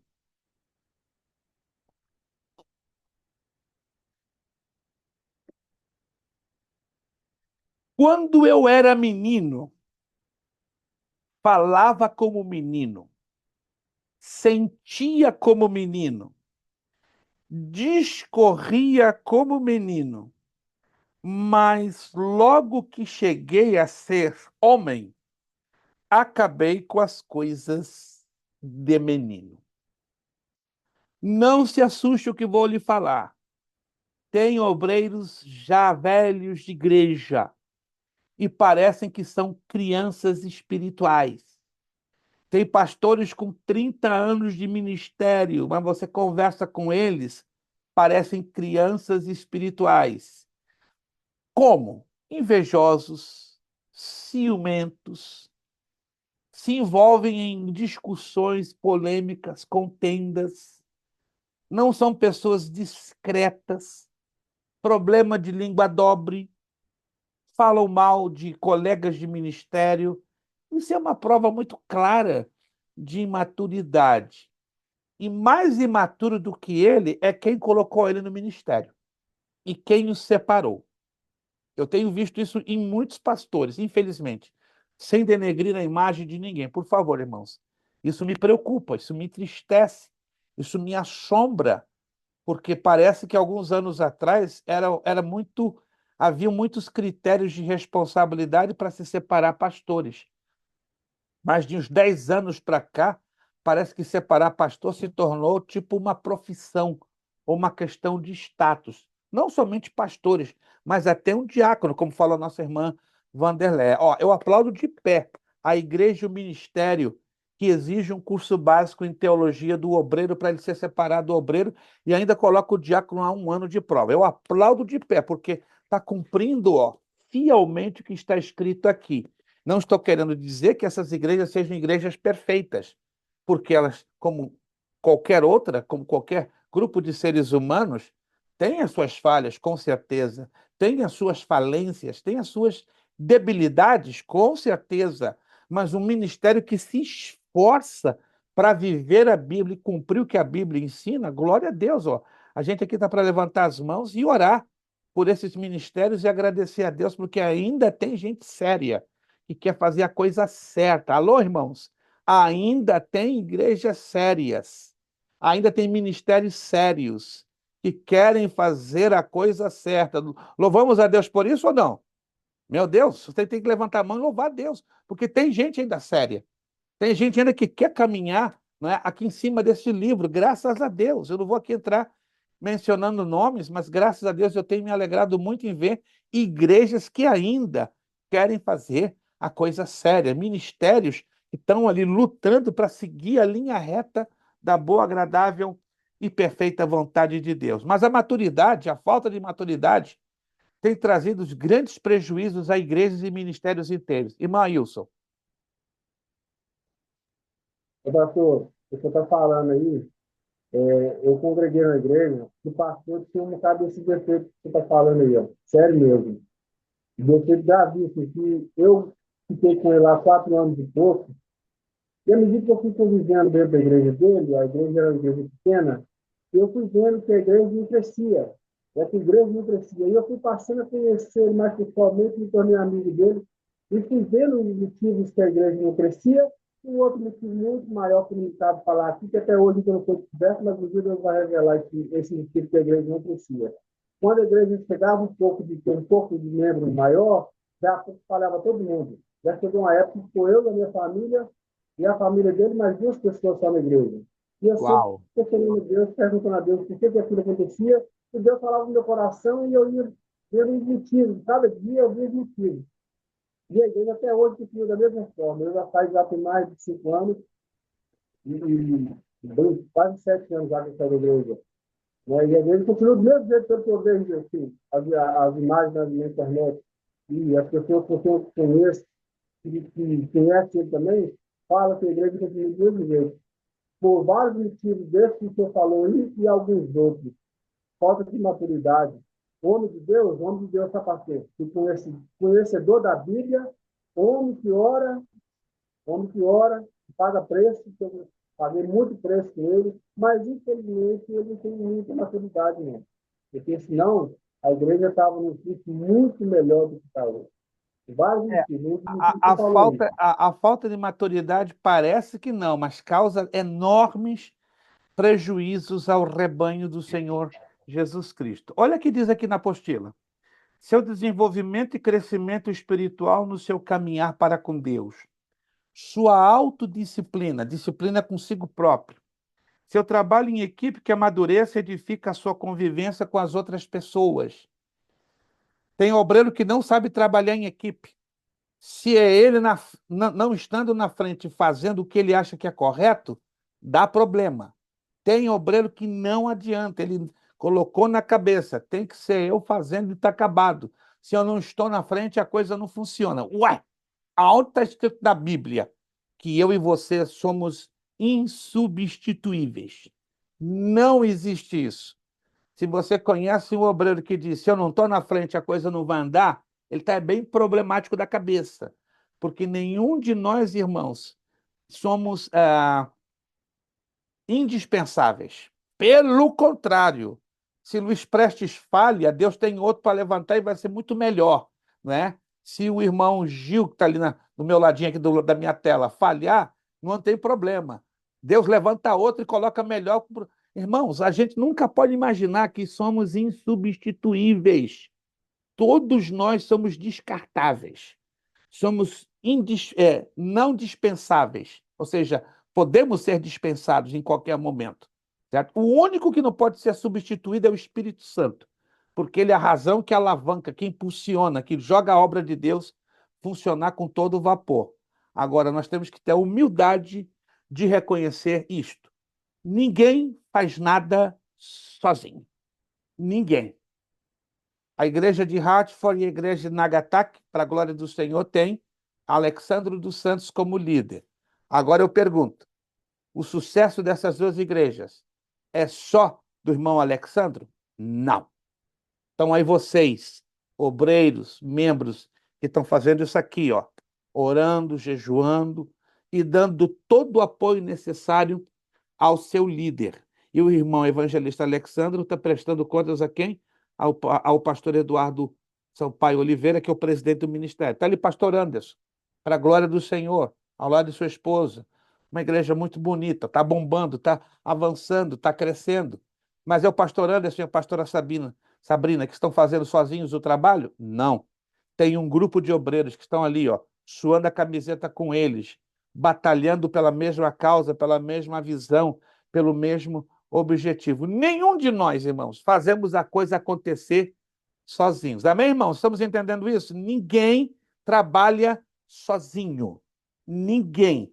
Deus nos chamou para trabalharmos em equipe. Se alguém aqui ainda não sabe trabalhar em equipe, para tudo, aperta o botãozinho do reset e começa do zero. Porque obreiro que obreiro, para ser aprovado, tem que saber trabalhar em equipe. E esse é um problema de alguns obreiros, porque eles não têm suficiente maturidade para saberem trabalhar em equipe. Suas provas e experiências bíblicas. Toda vez que passamos por provas, por provações, por tribulações, toda provação é dolorosa, concorda comigo? Tem provações que são muito dolorosas, outras são insuportáveis. Mas todas elas, irmãos, elas não vêm para nos destruir, não. Elas vêm para nos dar maturidade, crescimento, dependência de Deus. Não vou entrar aqui em detalhes, nem vou entrar em muitas abordagens, né? Eu acredito que cada um de vocês, no dia a dia, tem passado e até estão passando provações. Eu estou passando algumas provações na minha saúde, na saúde de minha esposa. Não me queixo em nada. Só peço a graça e a misericórdia de Deus, porque em todas essas provações estamos crescendo, crescendo em aprender a depender mais de Deus. crescendo em olhar mais para Ele, crescendo em depender dos recursos que Ele pode nos enviar para suprir nossas necessidades em todos os sentidos. Então, irmão, irmã, guarde isso no seu coração. Provação não é para nos destruir. Provação, quando vem, é permissão de Deus para o nosso crescimento. Em alguns casos, tem provação que vem para nos curar. Nos curar do nosso egoísmo, nos curar das nossas manias, nos curar de tantas coisas negativas que estão atrapalhando o Espírito Santo de nos usar. Está aqui alguns exemplos bíblicos de homens que foram submetidos a duras provas. Abraão, com suas provas na família, com seu filho Isaac. Jonas, em suas tormentas e circunstâncias. Daniel, fidelidade na cova dos leões. Rapaz, pensa num cara fiel, de tal maneira que foi jogado na cova dos leões, porque ele não teve a sua vida por preciosa. Ló, infelizmente e curiosamente, não foi aprovado no teste, porque ele foi traído por quê? Por causa dos seus olhos. Você lembra da história de Ló? Ló e Abraão. Ló era sobrinho de Abraão. Alguém se lembra da história de Ló? Alguém se lembra? Isto. Aí chegou no momento que Abraão e Ló não puderam mais caminhar juntos. Por quê? Por causa da riqueza tanto de Abraão como a riqueza de Ló. Dos empregados de Abraão e dos empregados de Ló. Já estavam tendo o quê? Conflitos. Estavam brigando entre si. Aí chegou um ponto que Ló, você pode ver isso na Bíblia, tomou iniciativa. Tio, não tem como a gente caminhar junto. Tá difícil, tá complicado. Então vamos fazer o seguinte, ó, aqui onde estamos, o lugar que tu olhares e escolheres é teu. Aí Abraão, que não é bobo nem nada, é esperto, não faz você escolha. Eu estou colocando nas minhas palavras, mas se você ler a Bíblia, você vai observar que Abraão não tomou a iniciativa de escolher o lugar, ele jogou a bola, jogou a peteca, ele jogou a responsabilidade na mão de quem? Do sobrinho. Vê que interessante, isso é maturidade e é experiência. Abraão jogou a responsabilidade na mão de Ló. Ok, Ló gostou da ideia, porque Abraão conhecia com quem ele convivia. Aí Ló escolhe, toma a iniciativa de escolher. Tá bom, eu vou para cá, para esse lado. E aí, claro, não tinha a questão da escolha de Abraão. A escolha recaiu nas mãos de Ló. Alguém está me entendendo, gente? Ló, que ganhou a responsabilidade, na verdade, seria Abraão, por ser o mais velho, o ter o direito da escolha. Mas Abraão jogou a bola para Ló, já sabendo, né? Usou, não vou dizer de picardia, mas usou de astúcia Abraão. Abraão foi muito astuto. Vamos ver se esse camarada realmente vai escolher certo. Não escolheu certo, ele escolheu errado.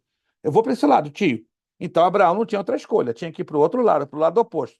Qual foi o lado que Ló escolheu? Alguém se lembra? Ló escolheu um lado, mas a Bíblia diz exatamente qual foi o lado que ele escolheu para caminhar, fazer a sua tenda, fazer o seu território.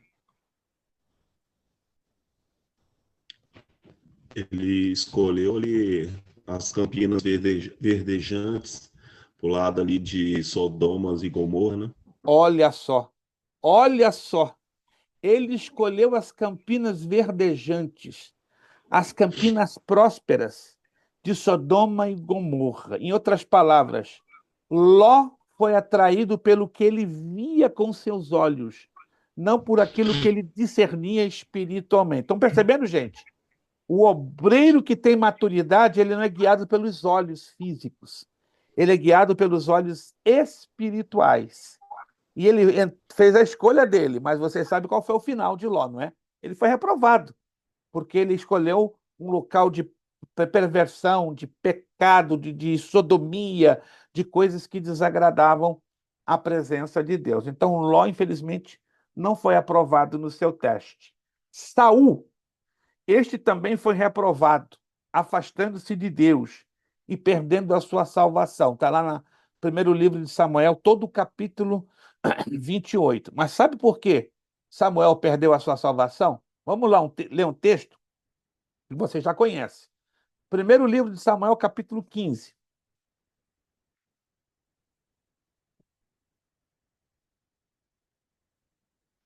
Primeiro livro do profeta Samuel, capítulo de número 15.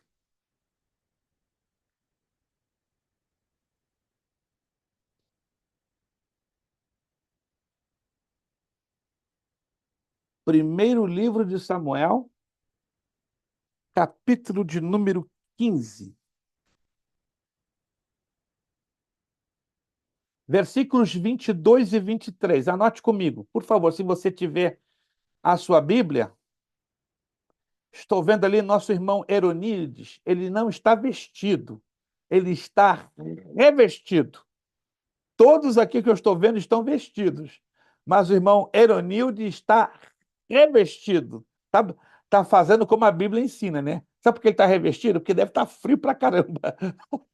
Olha ali, na região onde ele mora, né? Aqui está agradável onde eu estou, né? Está 50 Fahrenheit, 10 graus centígrados, né? Então eu estou levemente revestido. Não é verdade, irmão Eronilde? Está frio o negócio. Tá frio, mas eu não tô em casa, não. Eu tô trabalhando fora de casa, 1h30. Opa, então tá mais frio ainda. Meu Deus. Pra cá Tá- nós estamos frio. Meu Deus, então está mais frio, né? Então, parabéns, seu irmão está revestido. Vamos lá, primeiro livro de Samuel, capítulo 15, versículo 22 e 23. Acompanhe, por favor, a leitura. Isso aqui é uma leitura muito interessante. Porém, Samuel diz: tem porventura o Senhor tanto prazer em holocaustos e sacrifícios, como em que se obedeça a palavra do Senhor? É a pergunta que Samuel faz a Saul. Eis que o obedecer é melhor do que o sacrificar, e o atender melhor do que a gordura de carneiros. Agora, o que pegou em cima de Saul, olha, isso aqui foi pesado, mas foi necessário para Saul ouvir. Porque a rebelião é como o pecado de feitiçaria, e o porfiar é como iniquidade e idolatria. Porquanto tu rejeitaste a palavra do Senhor, ele também te rejeitou a ti, para que não sejas rei. Rebeldia, todo rebelde é um feiticeiro. Alô?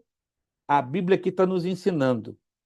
Todo rebelde é um feiticeiro. Pastor, onde está escrito isso na Bíblia? Acabamos de ler agora. Porque a rebelião é como o pecado de feitiçaria. Ih, pastor, então na minha igreja está cheio de feiticeiro. Está entendendo agora? Porque as coisas não estão funcionando direitinho na sua igreja? Ou está tudo de cabeça para baixo? Porque está cheio de feiticeiros na sua igreja. Ih, pastor, eu não posso falar isso na minha igreja não, que dá BO, BO quadrado, ao quadrado. A Bíblia o diz. Porque rebelião é como pecado de feitiçaria. Então temos que orar a Deus para Deus quebrar o espírito de rebelião ou de rebeldia que tem germinado no coração de alguns obreiros. Que Deus tenha misericórdia, né? Que o rebanho de Cristo pode estar sofrendo e sofreu nas mãos de Saul. Saul perdeu a sua salvação por causa deste pecado, o pecado da rebelião, o pecado da rebeldia, que o tornou um feiticeiro aos olhos do Senhor. Aí vemos aqui lá embaixo, Sadraque, Mesaque e Abdenego. Eles confiaram no Senhor, embora estivessem dentro da fornalha ardente. Virando a página, Davi era um homem segundo o coração de Deus, mas como humano teve problemas e andou como foragido no deserto e simulou insanidade mental. Davi teve pontos muito positivos como obreiro, com certeza. Mas Davi teve pontos bastante complicados, bastante negativos. E um deles a gente já sabe, né? O seu pecado com Batseba, né? O pecado de adultério e o pecado de assassinato. Então, esse foi um pecado que manchou, infelizmente, a vida de Davi. Outra coisa que também complicou a vida de Davi, porque ele matou muita gente. Ele queria construir o templo. Lembra-se disso? Davi queria construir o templo ao Senhor. Só que o próprio Deus disse: não, não, não, não, não, tu não me construirás o templo, porque tu és um homem de sangue. Tem muito sangue nas tuas mãos. Tu mataste muito. Então, quem vai levantar o templo para minha honra vai ser o teu filho, Salomão. Aí Salomão é outra história, né? Salomão é considerado o homem mais sábio da história, mas ao mesmo tempo mais burro. Por quê? Sábio, porque Deus o capacitou com uma sabedoria fantástica. Mas mesmo, veja só que coisa estranha, cheio da sabedoria que Deus o deu, ele cometeu uma tremenda de uma burrice. Qual foi a burrice? Unir-se a 700 mulheres e 300 concubinas. E para piorar, todas elas pagãs, idólatras, seguiam a outros deuses. Não foi um sábio burro? E trouxe uma consequência dramática, a divisão do reino de Israel. Irmã Vanderleia. Ô pastor, quando a Bíblia fala que Davi era segundo o coração de Deus, é por quê? Porque ele se arrependia? O seu nível de sensibilidade ao arrependimento era extraordinário. Pensa num camarada que bastou, ó, Deus tocar assim de leve, de leve. O homem já se arrependia, o homem era sensível ao toque do Espírito Santo. Entenderam? Então, o homem segundo o coração de Deus é o seu nível de sensibilidade ao arrependimento. Tem obreiros que são duros na queda para reconhecer os seus erros, para reconhecer os seus pecados, não dão um braço a torcer de jeito maneira. São duros. Eu conheço e tenho conhecido ao longo da vida. Então, Deus se agrada quando temos este coração à semelhança de Davi. Mas, infelizmente, Davi pagou uma consequência gravíssima na sua vida, né? E não foi ter o cuidado que ele deveria ter tido, né? Os exércitos de Israel foram para a guerra e ele ficou em Jerusalém, e isso é errado. Todos os reis de Israel, por uma questão de consciência moral, tinham que estar na frente com seus exércitos. E o rei ficou de bonitão lá em Jerusalém. Quando um dia ele está passeando no terraço, bum, ele visualiza uma mulher se banhando nua, certo? Aí, daí começou a tragédia de Davi. Ele não aguentou, chamou a mulher, coabitou com ela, gerou um filho que morreu. A Bíblia diz, né, que o primeiro filho de Salomão, perdão, de Davi e Batseba morreu. Aí Deus teve misericórdia, deu o segundo filho, que foi Salomão. Mas Natã, o profeta, lembra-se? Natã, o profeta, quando veio repreender a Davi do seu pecado cometido, com o seu pecado cometido, o que acontece? Natã disse: a espada do Senhor não se retirará da tua casa. Lembra-se disso? A espada já era uma disciplina pesada da parte de Deus. Só que foi a espada do Senhor. Então é uma disciplina mais grave, mais pesada, mais dobrada. E esta não se retirará da tua casa. No hebraico diz: não se retirará da tua descendência. Oh! Por isso que a família de Davi ficou toda complicada, não é? Teve caso de incesto, teve caso de assassinato, teve caso de rebelião, que foi o seu filho Absalão que tentou roubar o trono. Foi muito complicado a vida da família de Davi.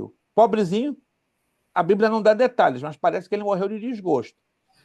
Aqui é a nossa irmã Bernadette, que postou aqui rapidinho do grupo, né, com uma rápida mensagem.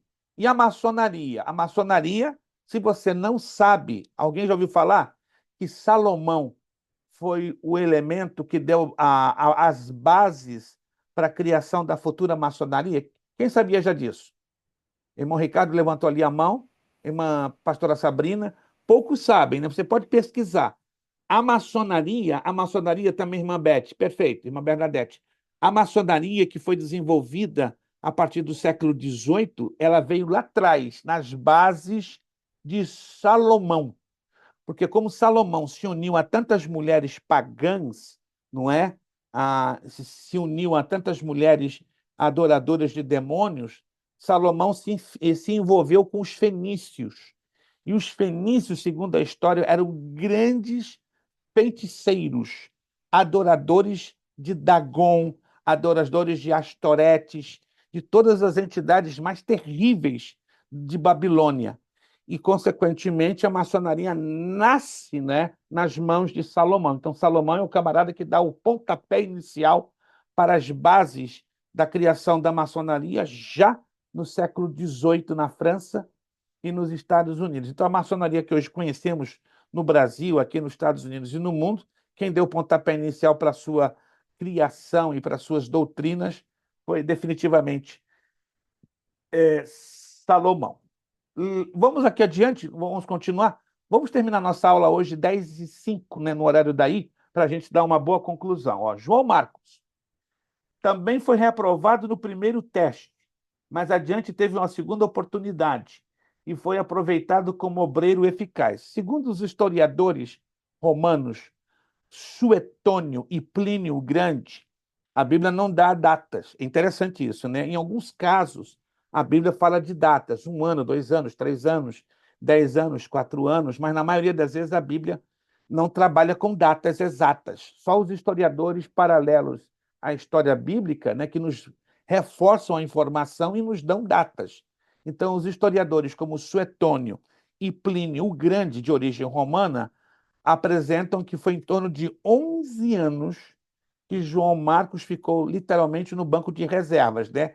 Ele veio trabalhar com Paulo, e aí Paulo diz: para tudo, você não está preparado, não. Tchau, vai embora. Você não me serve.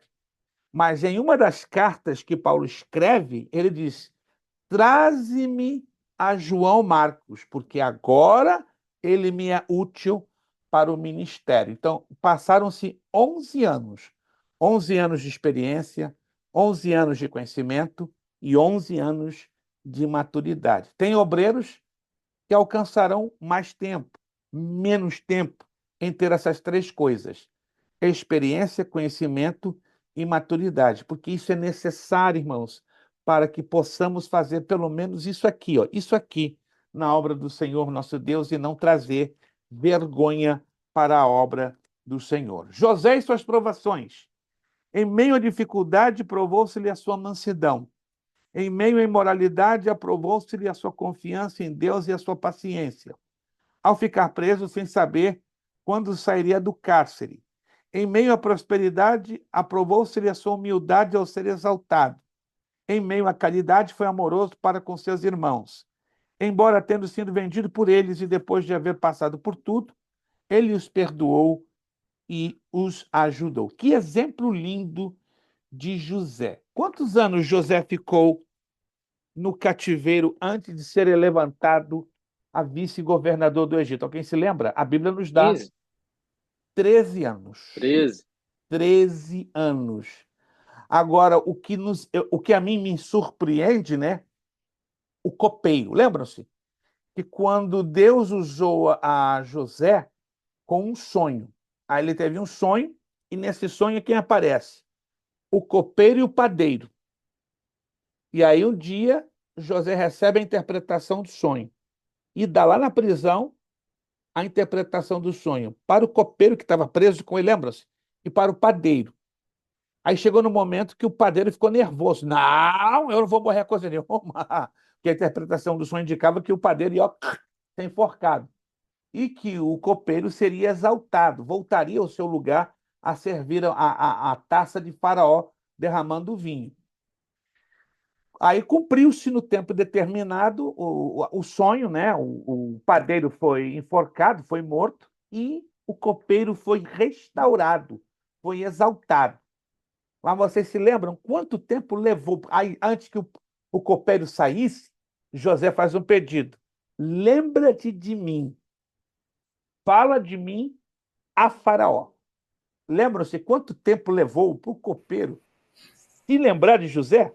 2 anos? Meu Deus, que agonia! 2 anos. Dá para fazer uma mensagem. Ó, Deus tem um copeiro para você, minha irmã e meu irmão. Deus tem um copeiro. Você pensa que Deus se esqueceu de você, mas Deus vai levantar um copeiro que vai se lembrar de ti. Vai se lembrar de você na sua provação. Pastor, eu estou passando um calabouço, estou passando um cativeiro. Não sei para que eu estou falando aqui, não, gente. Não estou dando aqui uma de profeta, não, né? O Espírito Santo está falando no meu coração. Tem alguém aqui que está num calabouço espiritual e está orando, e parece que Deus não está ouvindo nada, não está ouvindo nada, nada, nada, nada. Ai, mas Deus vai levantar um copeiro. E Deus já falou nesse copeiro, mas o copeiro está aí, ó, quietinho. Não está fazendo nada. Mas vai chegar a hora que o copeiro vai ser despertado pelo Espírito Santo e vai falar de você. E você, igualzinho a José, vai ser lembrado e vai ter a tua vitória. Aleluia! Isso é fato, gente. Não sei com quem eu estou trazendo esta palavra da parte de Deus, mas Deus já tem o copeiro na hora certa, que vai falar de você, para você receber aí uma vitória, uma porta aberta para a glorificação do nosso Deus, né? Porque, repito, a aprovação é para nos trazer maturidade. Espiritualidade. Esta preparação é a mais fundamental de todas na vida do obreiro. Não é alcançada ou obtida por nenhum conhecimento ou cultura específicos. Todavia, é o resultado de uma vida rendida e entregue no altar de Deus, em constante comunhão com Deus e através de uma intimidade com a palavra de Deus, temperada com momentos de muita oração em seu viver diário. Eu quero concluir por hoje, né, porque nós vamos, na próxima aula, dar a continuidade e o fechamento da matéria até certo ponto. É importante entendermos, irmãos, que os obreiros precisam ter todas estas características que aqui falamos. Mas a que eu mais chamo a atenção são essas três últimas que eu acabei de mencioná-las: experiência, conhecimento e maturidade. Um obreiro sem esses três itens, ele não é um obreiro eticamente equilibrado. Até pode trazer prejuízos, danos e problemas na obra do Senhor. É o chamado obreiro sem ética. Que Deus ajude a cada um de nós a lutarmos pela experiência necessária, pelo conhecimento necessário e pela maturidade necessária. Próxima aula nós vamos falar sobre o obreiro, tá? Vai ser a nossa última aula de ética cristã e ministerial. Eu estou ainda entre duas matérias decidindo qual vai ser a próxima, mas na próxima aula eu já vou dar qual vai ser a matéria. Fiquem tranquilos, tá? Não vão ficar sem divulgar isso a vocês. Só vou pedir um pouquinho da paciência, que eu vou ter, estou ainda com uma pequena dificuldade interna no envio do material das apostilas, mas eu vou tentar o máximo, se até na quarta da próxima semana ou quinta, eu já vou começar a despachar as apostilas. Eu estou tendo um problema técnico na impressão das apostilas. Já são 2, 3 meses que eu estou tendo alguns probleminhas, mas eu vou me apressar o máximo que eu puder. Se eu não conseguir, então eu vou ter que enviar, pelo menos para a primeira aula, o PDF, que geralmente eu faço. Aí vocês vão ter que procurar se adaptar, pelo menos na primeira aula, só na primeira aula da nova matéria, com o PDF. E aí já na segunda aula em diante vai estar tranquilo, as apostilas já vão estar na casa de vocês, tá? Só estou adiantando que poderá ocorrer esta dificuldade. Mas vamos lá para terminar nossa aula, já passamos do horário. Na próxima aula a gente vai falar sobre o obreiro e os tipos de ovelhas que possivelmente encontrará no rebanho do Senhor. Nós vamos encontrar a ovelha perdida, que são os inconversos, a ovelha desgarrada, que são os desviados, a ovelha quebrada, que são os mutilados espirituais. Nós vamos encontrar as ovelhas doentes, as ovelhas fracas, as ovelhas gordas, né? Nós vamos encontrar todos esses tipos de ovelhas. Também nós vamos estudar sobre a ética dos obreiros, os cooperadores do pastor. Interessante, né? Nós vamos estudar em 17 dicas ou 17 recomendações como os obreiros deveriam ter esta ética diante dos seus pastores.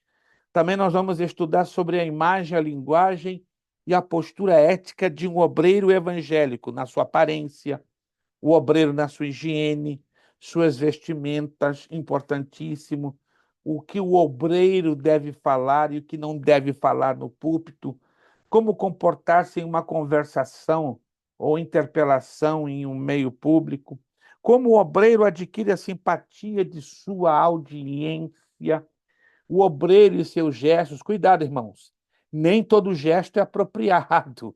Tem obreiro que adora, ama e não sente que está fazendo isso. Sabe o quê? Colocar a mão no nariz. Eu estou fazendo só um exemplo, por favor, assim, ó. Está pregando e está assim. Ou então com uma das mãos no bolso. Parece que não. Tem obreiro que não sente. Está lá no púlpito, eu quero cumprimentar os irmãos com a paz do Senhor. Aí está com uma das mãos dentro do bolso. Só que ele não percebe que a atenção do povo fica todinha. O povo fica tudo olhando para a mão dele dentro do bolso, ao invés de prestar atenção naquilo que ele está falando. E quando tem obreiro que coloca as duas mãos no bolso, aí piora tudo, né? Temos que ter muito cuidado com os gestos. Tem obreiro que esquece. Desculpa o que eu vou dizer agora, mas não vou fazer. Que na hora de aqui, ó, tá levantando os dedos da mão, ele esquece e levanta o dedo bobo. Sabe qual é o dedo bobo? Eu não vou dizer qual é o dedo bobo. É o dedo do meio.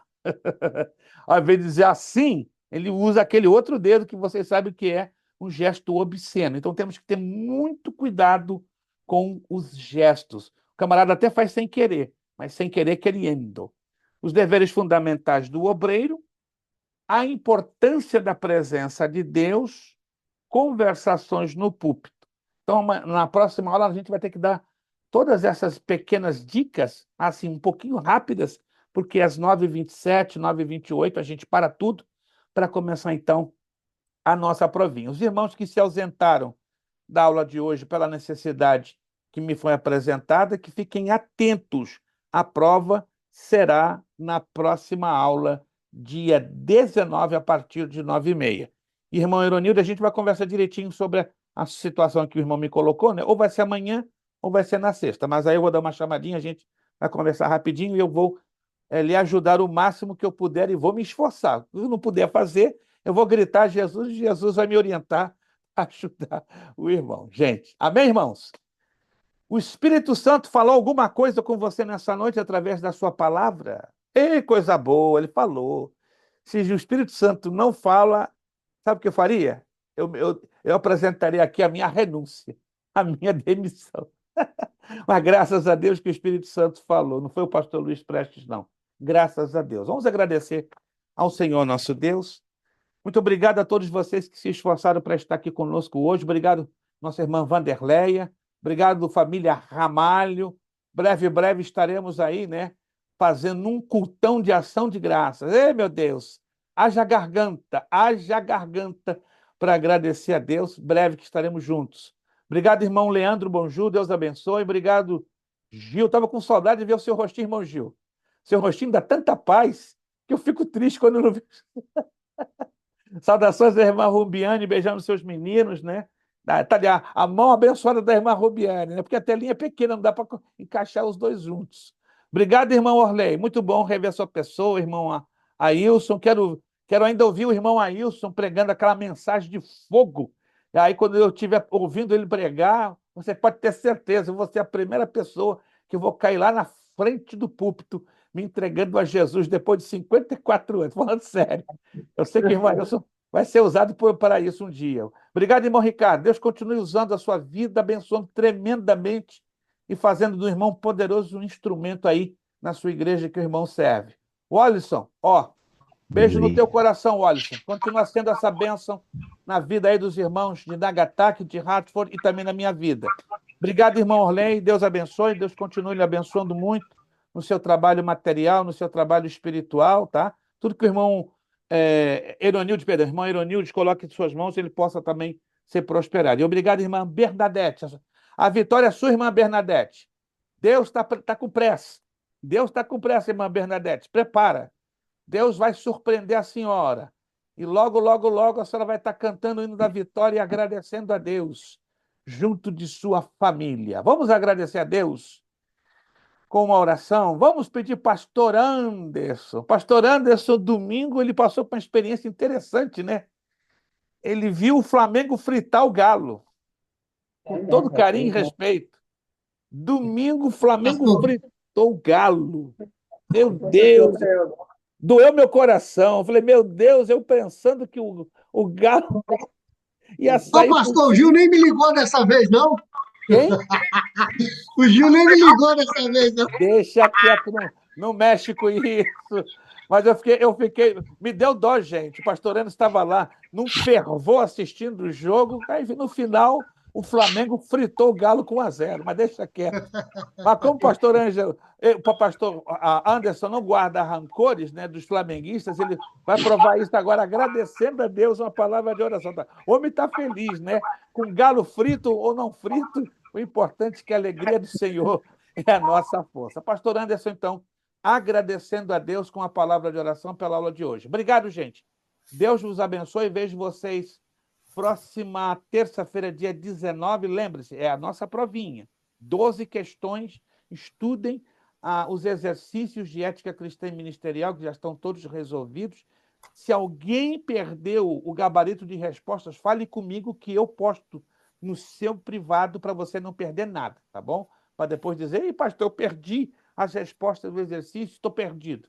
Não tem desculpa, me chama, eu posto com alegria, fotografo e mando no seu privado do WhatsApp. Pastor Anderson, agradecendo a aula de hoje, por gentileza.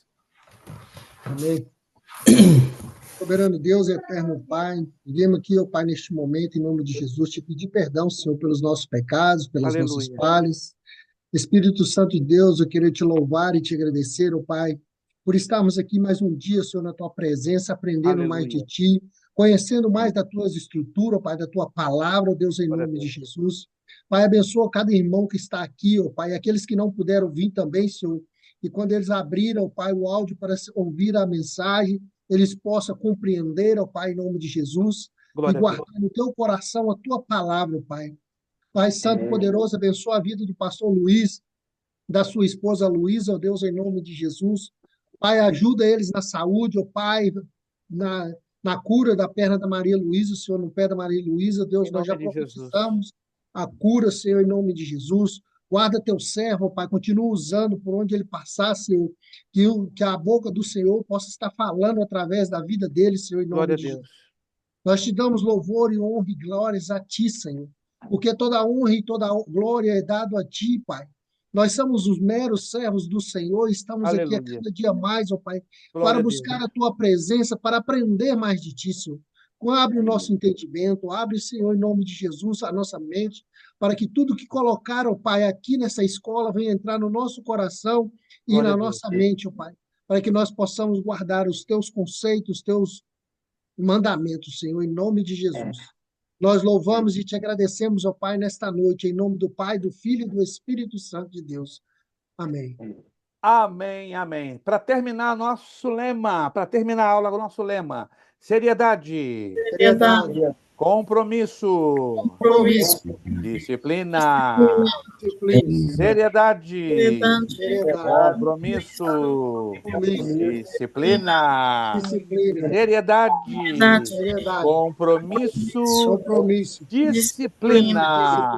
É necessário que ele cresça e que eu diminua. É necessário que ele cresça e que eu diminua. É necessário que ele cresça e que eu diminua. E a Deus damos o quê? A honra, a glória e o poder. Ó, beijão no coração de vocês. Amo vocês no amor de Jesus. Boa noite, bom descanso, abençoada semana. Próxima terça, não se esqueça, dia 19, estaremos de volta aqui, terminando esta matéria em 9h30, para frente a nossa provinha de ética cristã. Muito obrigado, a paz do Senhor a todos vocês. Deus os abençoe.